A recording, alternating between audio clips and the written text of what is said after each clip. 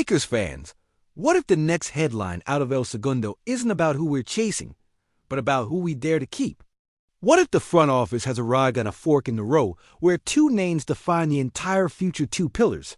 Two timelines, one choice that feels like a gamble no matter which way you go. What would you do if the blueprint demanded an answer right now? Would you double down on size, rim deterrence, postseason half-court muscle? Or would you lean into pace, craft, and a guard-driven offense that survives the switching storms of May? Which identity travels better in 7 games against the West best when the game shrinks and every possession is a courtroom? There's noise around the league, but this isn't about the noise. It's about the consequences. We're going to lay out the basketball, not the gossip. We'll talk spacing maps and late clock options, scheme versatility and health risk, cap aprons and roster triggers, locker room gravity and playoff matchups. We'll map how the decision reverberates from the first action of the first quarter to the 6th minute of crunch time in Game 5. No shortcuts. No sugar dash coding dot before we get into it.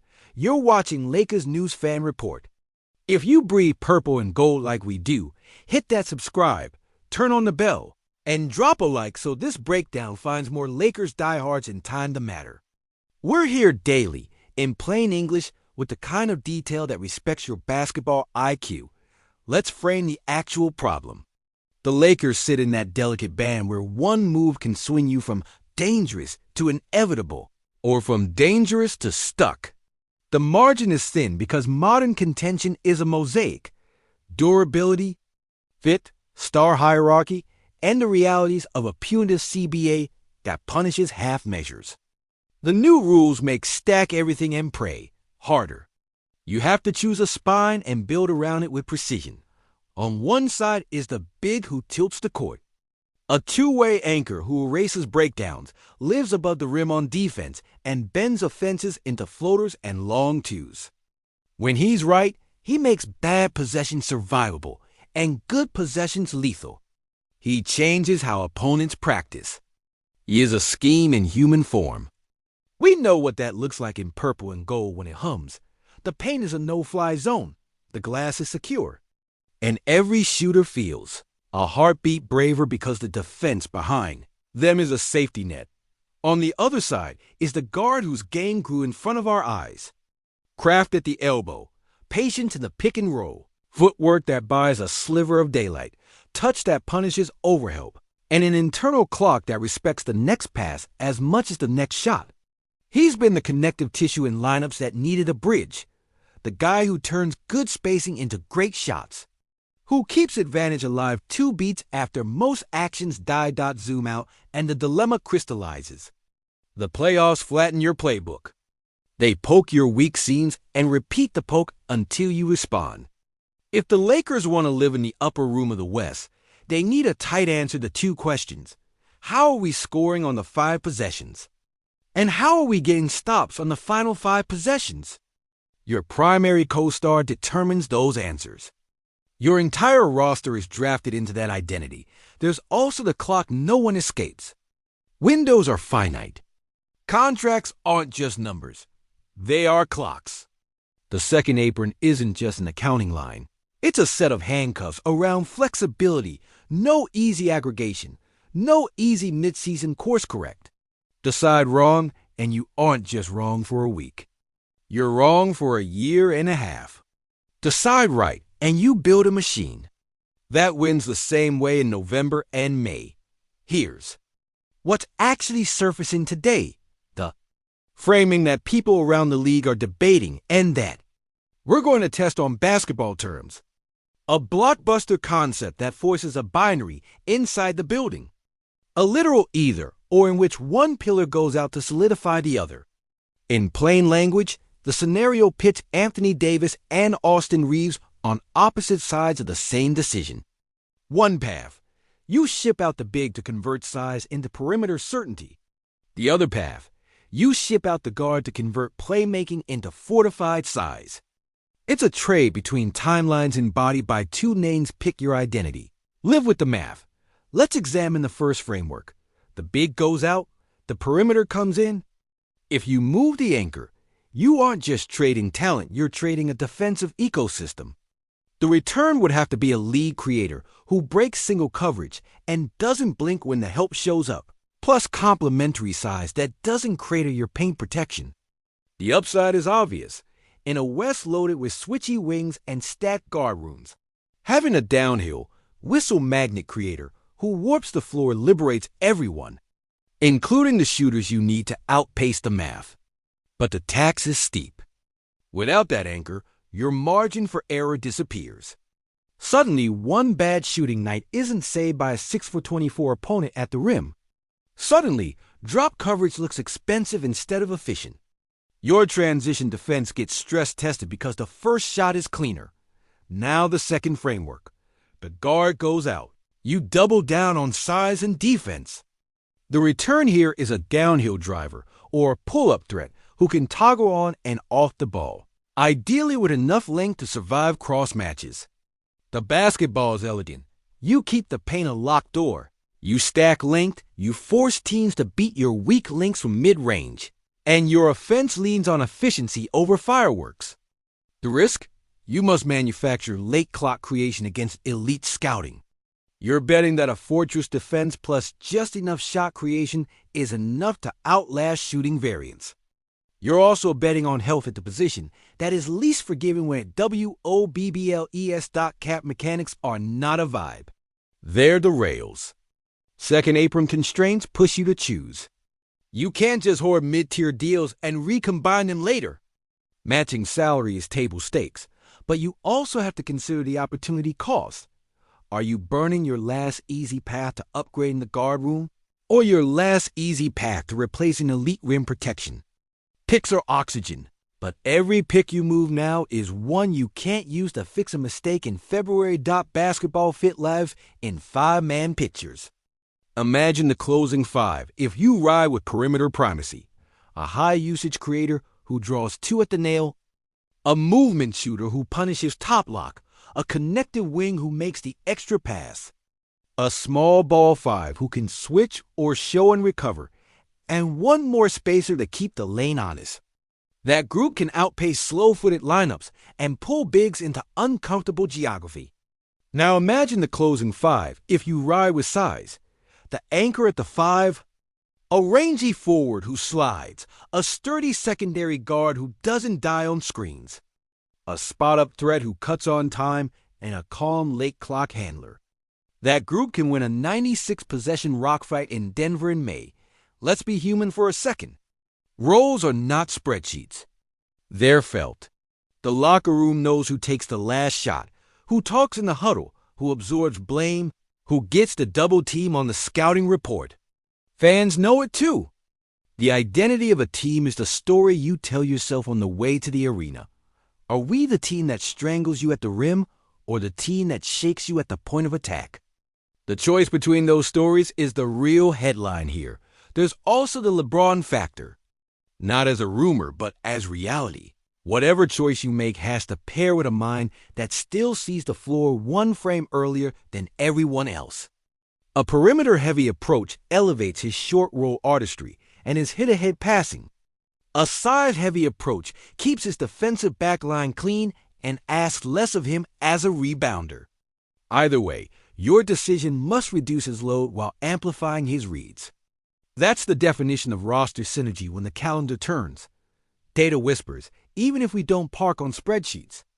Two-man combos with a true rim anchor generally post elite opponent shot charts more floaters, fewer layups, an uptick in contested long twos.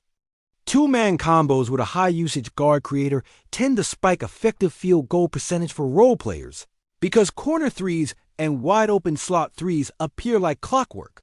Pick one path, and you pick which class of randomness you can live with, shooting variance or rim. Pressure variance. Schedule pressure is a teacher. Against switch-heavy wings, perimeter primacy thrives if your creator punishes the switch at the nail with pace and deception. Against teams that spam inverted pick and rolls to pull your big into space, size primacy thrives if your backline communicates and pre-rotates like a choir. The West is a survey of problems. Pick which you're built to solve 4 times in 2 weeks. Let's grade risk in plain words. Moving the big is a bet that you can recreate paint deterrence by committee while elevating your late-game offense from good to inevitable. If the star you add draws 2 to the ball without a screen, your offense hums and your defense hangs on by structure and effort. Moving the guard is a bet that you can hit 105 points in playoff tempo without a heliocentric creator while suffocating the opponent to 101. If your shooting holds, you squeeze teams to death. If it doesn't, you're in coin flip land. What does choice look like day to day? It looks like practice reps assigned to different automatics. More Spain pick and rolls and ghost. Screens if you lean perimeter. More elbow splits and dribble handoffs into duck-ins if you lean size. It looks like scouting reports tailored to your identity. Top lock discipline versus nail help discipline. It looks like the 12th man knowing which corner to fill when the primary action stalls. Okay, here's the clean reveal. The scenario being workshopped in league conversation today is a decision tree that makes the Lakers choose which pillar to cash in to fortify the other. In one version, Anthony Davis is the outgoing centerpiece in a package that returns a lead guard and complementary size, explicitly recentering the offense around perimeter creation. In the other, Austin Reeves is the outgoing centerpiece in a package that returns a top-shelf shot maker or downhill engine who props up Davis and keeps the paint locked. It is, in spirit and in mechanics, a trade between Anthony Davis and Austin Reeves, not a literal one-for-one, but a franchise-defining swap of timelines where only one remains, the non-negotiable co-star going forward. Here's why people are even daring to say it out loud. The modern CBA's penalties press front offices into bolder, earlier choices. The West is layered with high-functioning teams that punish indecision, and the Lakers' own blueprint can't straddle both extremes forever. Either you decide to live in a world where your defense is your first language, or you decide to live in a world where your guard table setter dictates geography from the first action to the last. The league's debate makes sense because both paths are coherent. Neither is safe. If you walk the move AD path, you must commit to building a top 5 offense with portable defense at every position. Your scouting flips, your hunting motor on the wing, screen craft in the guard room, and a rim prop who can play 22 perfect minutes without fouling. You also acknowledge that postseason margins will occasionally require you to win a shootout in altitude. Your guard's gravity becomes the franchise's heartbeat. Your bigs become specialist mobile vertical, and low dash usage thought if you walk the move Reeves path. You're dialing the defense to 11 and building an offense that cashes in on every transition chance and every cut. The shooter pipeline becomes sacred. 2 true movement threats and 1 reliable corner sniper are non-negotiables. Your ball handling burden has to be distributed without turning possessions into committee meetings. You trade headroom in shot creation for a stranglehold on the rim and the glass. 1 more angle, health variance. Bigs carry collision risk. Guards carry attrition risk. There's no perfect answer, just different families of concern. A roster built around the big can absorb a cold night with a 94-90 win. A roster built around the guard can absorb a slow-footed backline by winning the math on threes and free throws. You choose which insurance policy you prefer. Leadership matters. The face of your choice becomes the tone of your season. If it's perimeter primacy, the daily message is about tempo, reads, and snap decisions. If it's size primacy, the daily message is about discipline, verticality, and 5 voices on a string. Players know when the organization has declared a primary idea. They lock in when the idea is clear dots. So where does this lead the Lakers today? At a crossroads with 2 right answers and plenty of wrong executions. This is less about a rumor and more about a reckoning. Who are you when it's loud, hostile, and tied at 98 with 2:04 left? Do you trust the big to swallow the game and give you 3 calm possessions? Or do you trust the guard to pull the defense into a mistake and feed the shooters their moment? Before we wrap, I want to hear from you. If Rob Pelinka had to plant the flag tomorrow, which path would you ride with and why? Are you building a fortress around the rim or a storm at the point of attack? Drop your take below with the version of the closing five you trust most in a Game 6 on the road. The best comments are getting featured in the next video because this community sees Angle's national shows misstop my opinion. Stated plainly, I lean toward keeping Anthony Davis as the non-negotiable and exploring a Reeves-centered package only if it returns a true pull-up star who can carry usage without bleeding efficiency. Because elite rim protection is the rarest currency in May. And yes, everything we've discussed here is analysis and speculation. Not a report of a finalized trade, but it's the real decision the Lakers must confront if they want to turn danger into destiny.